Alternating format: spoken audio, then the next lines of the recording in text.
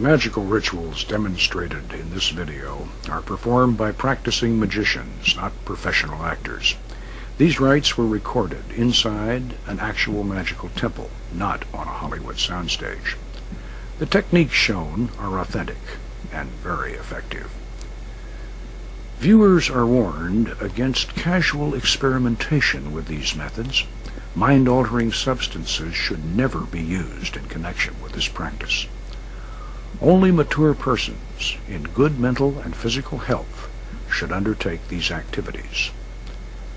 This system should be approached with the same respect one would accord to a full-contact martial art. This documentary is offered to the public as an educational introduction to an ancient Western tradition of psycho-spiritual development that has been misunderstood and maligned. Practitioners of Solomon's magic are not Satanists who make pacts with the devil. They are spiritual explorers in the deep caverns of the mind, carrying with them the lamp of wisdom and armed with the power of God.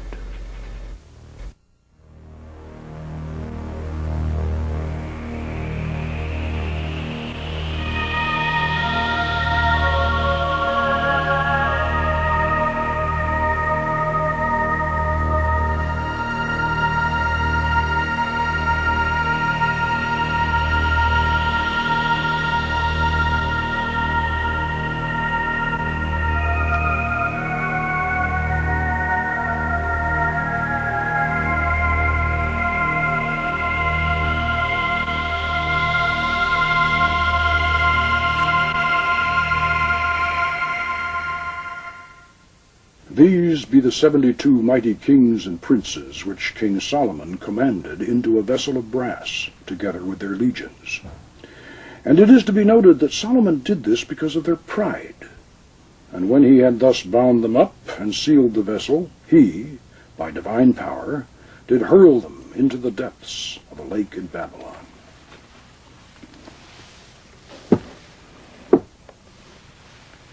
I'm Poke Runyon. I'm a cultural anthropologist and a ceremonial magician. For the past 25 years, I've been studying and practicing our own culture's unique and powerful form of shamanism, while other anthropologists have completely ignored it. I've been fortunate enough to rediscover and reconstruct the actual techniques of ancient Western ceremonial magic. In this video documentary, we're going to take you along on an expedition to a strange world, in many ways more mysterious than the upper reaches of the Amazon, but a lot closer to home.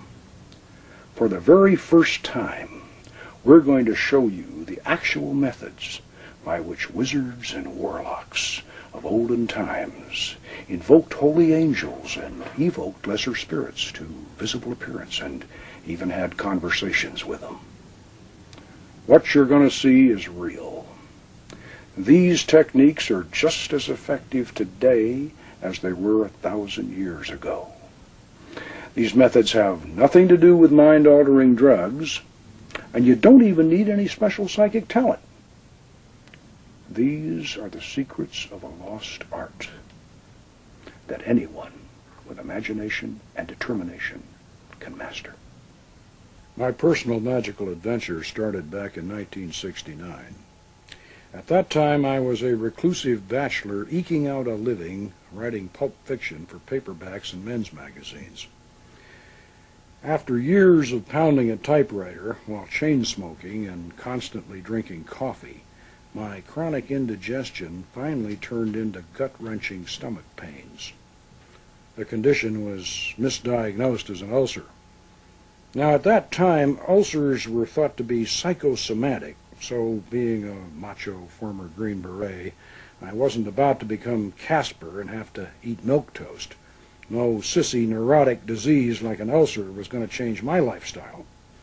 So I set out to heal myself through mastering self-hypnosis. In desperation, I learned the art quickly and was able to suppress the pain. But then it would come back, and it would be even worse. and I took myself about as deep into trance as anyone has ever gone, but I could not heal that ulcer, because, as the doctors finally discovered when I was almost dead, I was carrying within me a gallbladder that had turned to solid rock. In the latter stages of my illness, I was in a state that I now realize was a toxic psychosis. In my desperate attempt to cure myself, I had gone beyond self-hypnosis into the study of Tibetan tantric yoga, and finally to what was at that time the least known and most forbidden of all the spiritual paths, Western ritual magic. I had been studying books about Western ceremonial magic, and even the old grimoires themselves, the medieval Key of Solomon, and the more notorious Goetia of the Lemegeton, the so-called Lesser Key, which catalogued and described the 72 genii of the Arabian Nights that old King Solomon had imprisoned in a fabulous brass vessel. In my irrational state, I was totally convinced that there was a hidden truth behind this fantastic story.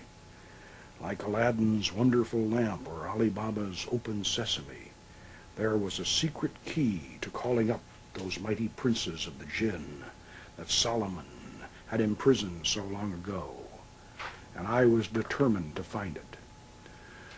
I studied the writings of the ancient and modern magicians. They had filled their books with the most detailed instructions on how to build, inscribe, and decorate all the necessary equipment, all the signatures of the spirits, and even the hours during which to summon them.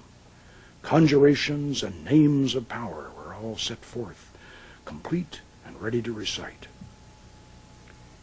Hear me, and make all spirits subject unto me, so that every spirit of the firmament and of the aether, upon the earth and under the earth, on dry land and in the waters, of whirling air and of rushing fire, and every spell and scourge of God may be obedient unto me.